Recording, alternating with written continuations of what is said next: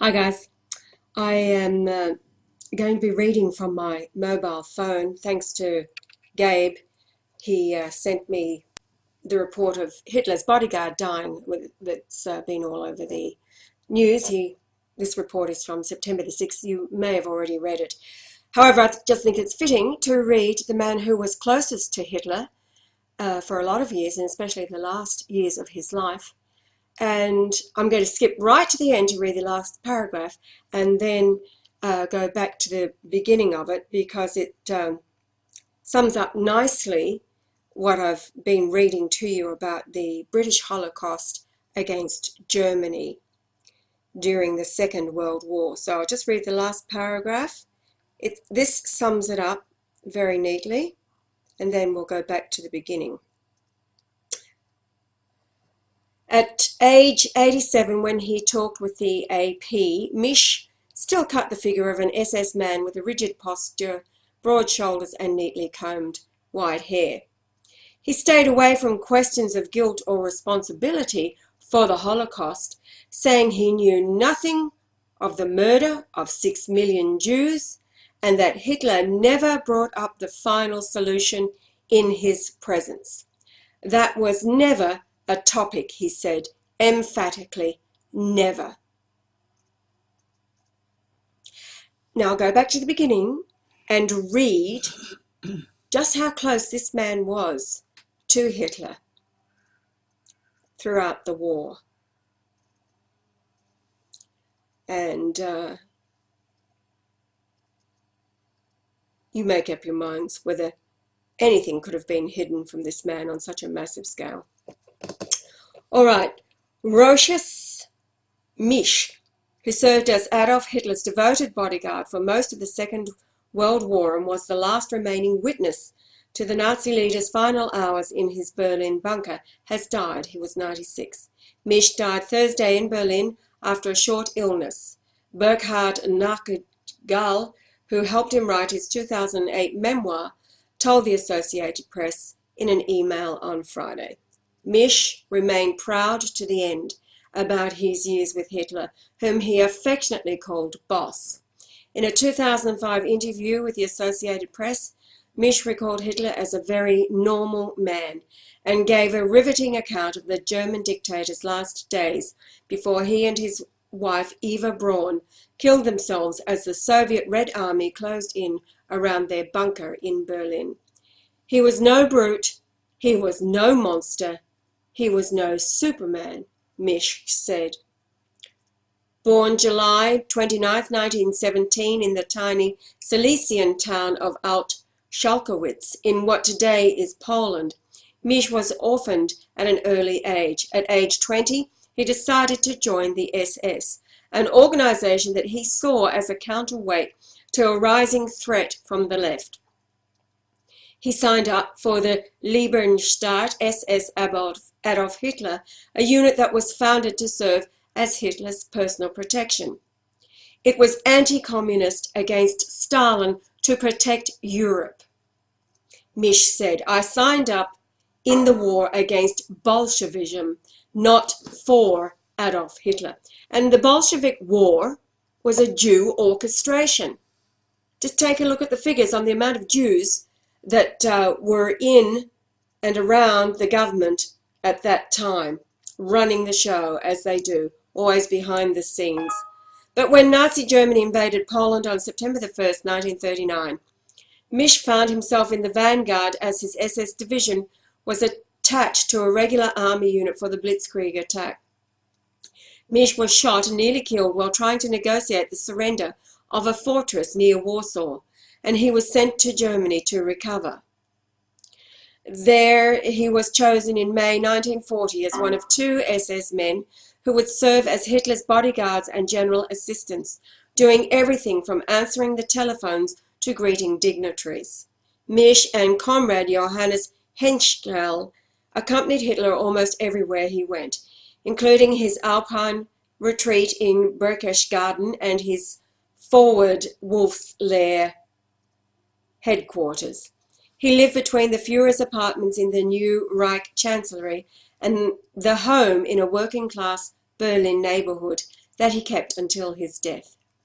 He was a wonderful boss, Misch said. I lived with him for 5 years. We were the closest people who worked with him. We were always there. Hitler was never without us day and night. It's a little like when we're at home in Australia, Joel and Karen are with us day and night, aren't they? Mm-hmm. They are the witnesses to everything that we say and everything that we do. Wonderful people, yeah. Yes, absolutely. Yeah. They are the closest to us, the two most trusted. I call Karen. Karen is our prefect of our pontifical household, and Joel, of course, is the videographer. He's the archive manager, if you like, recording history for us. In the last days of Hitler's life, Misch followed him to live underground, protected by the so-called Turin bunkers, heavily reinforced concrete ceilings and walls. Henschel ran the lights, air and water, and I did the telephones. There was nobody else, he said. When someone would come downstairs, we couldn't offer them a place to sit. It was far too small. After the Soviet assault began, Misch remembered generals and Nazi brass coming and going as they tried desperately to cobble together a defense of the capital with the ragtag remains of the German military.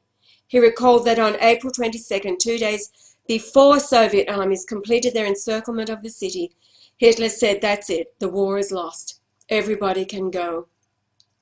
Everyone except those who still had jobs to do, like us. We had to stay, Misch said. The lights, water, telephone, those had to be kept going, but everybody else was allowed to go and almost were gone immediately. However, Hitler clung to a report, false as it turned out, that the Western Allies had called upon Germany to hold Berlin for 2 more weeks against the Soviets so that they could battle communism together. Liars. He still believed in a union between West and East. Misch said Hitler liked England, except for the then Prime Minister Winston Churchill, and didn't think that a people like the English would bind themselves with the communists to crush Germany. This man was really naive. We were just discussing this morning, very like Benedict, and in his just belief in the goodness of people. Hello? On April 28th, Misch saw propaganda minister Joseph Goebbels and Hitler confidant Martin Bormann enter the bunker with a man he had never seen before. I asked who was it, and they said the civil magistrate who has come to perform Hitler's marriage, Misch said. That night, Hitler and longtime mistress Eva Braun were married in a short ceremony. 2 days later, Misch saw Goebbels and Bormann talking with Hitler and his adjutant, SS Major Otto Guensch, in the bunker's corridor. I saw him go into his room, and someone, Guensch, said that he shouldn't be disturbed, Misch said. We all knew that it was happening. He said he wasn't going to leave Berlin. He would stay here. We heard no shot, we heard nothing. But one of those who was in the hallway, I don't remember if it was Guensch or Bormann, said, Linch, I think it's done, Misch said, referring to Hitler's valet, Heinz Linch. Then everyone was really quiet. Who opened the door, I don't remember, Guensch or Linch. They opened the door and I naturally looked. And then there was a short pause and the second door was opened. And I saw Hitler lying on the table like so, Misch said, putting his head down on his hands on his living room table. And Eva lay like so on the sofa with knees up, her head to him. Misch ran up to the chancellery to tell his superior the news, and then back downstairs where Hitler's corpse had been put on the floor with a blanket over it. Then they bundled Hitler up and said, "What do we do now?" Misch said as they took Hitler out. They walked by me about 3 or 4 meters away. I saw his shoes sticking out the sack. An SS guard ran down the stairs and tried to get Misch to watch as the two were covered in gasoline and set alight. He said, "The boss is being burned. Come on out," Misch recalled. But instead, Mish hastily retreated deeper into the bunker to talk with Comrade Henshaw. I said, I saw the Gestapo upstairs in the chancellery, and it could be that they'll want to kill us as witnesses, Mish said.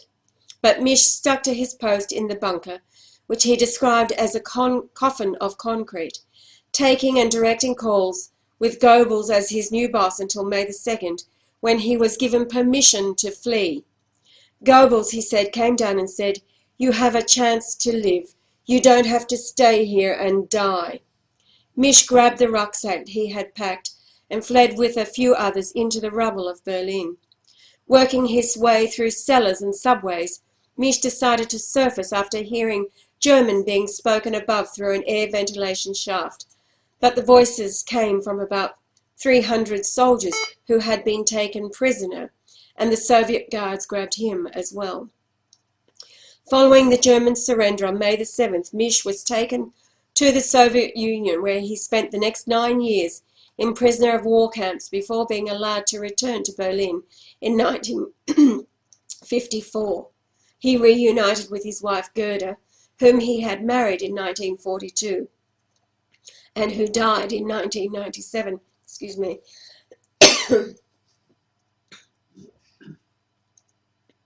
And opened up a shop. At age 87, when he talked with the AP, Mitch still cut the image of it. Oh, I've already read this, so this is the finish. At age 87, when he talked with the AP, Mitch still cut the image of an SS man with a rigid posture, broad shoulders and neatly combed white hair. He stayed away from questions of guilt or responsibility for the Holocaust, saying he knew nothing of the murder of 6 million Jews and that Hitler never brought up the final solution in his presence. That was never a topic. He said emphatically, never. Now, the challenge to Joel or Karen, who lives so closely with us, guys, would it be possible for us to hide anything from you? If we were to discuss a highness plan to eliminate, would it be possible to hide it from you? So it didn't happen. It's the great big lie. And of course, it's always about reparations. It's a racket. The God of the Jews is money, and it is the root of all evil. That is money, always has been. So that's why the Christ is here, to take over the ruling of this planet, do it his way, God's way, so that paradise will be established upon the earth for all peoples, all nations, all peoples, doing it his way for the first time in the history of all mankind.